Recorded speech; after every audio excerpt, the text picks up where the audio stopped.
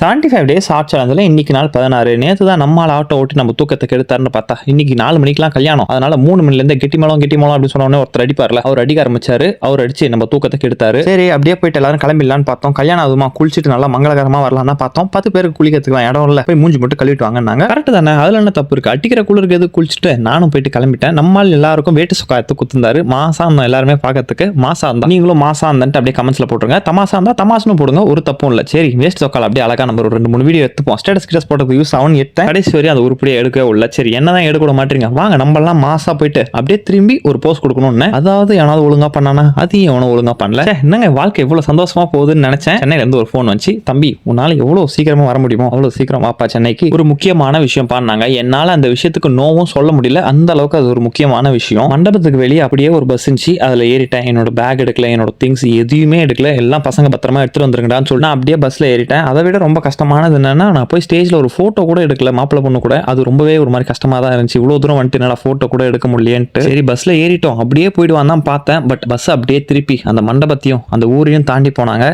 எனக்கு அழுக வரல, அழுக மட்டும் வரல, அந்த ஒரு மனநிலையில் தான் இருந்தேன். அது கூடவே இன்னும் ரொம்ப கஷ்டமான விஷயம் என்னன்னா, இந்த சேலஞ்சை நான் இதோட ட்ராப்பும் பண்ணுறேன். ஏன்னா இன்னைக்கு நான் எதுவுமே பண்ணல, ஃபுல்லாக ஒன்றுமே பண்ணாமல் தான் சுற்றிட்டு இருந்தேன்.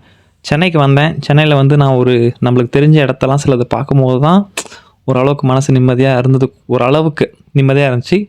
வந்துட்டு அதான் சேலஞ்சு முடிஞ்சுச்சேன்ட்டு ஸ்வீட்லாம் சாப்பிட்டுட்டு அப்படியே படுத்துட்டேன். நண்பர்களே, நாளைக்கு பார்க்கலாம். நாளைக்கு பார்ப்போமா? தெரில, பார்ப்போம்.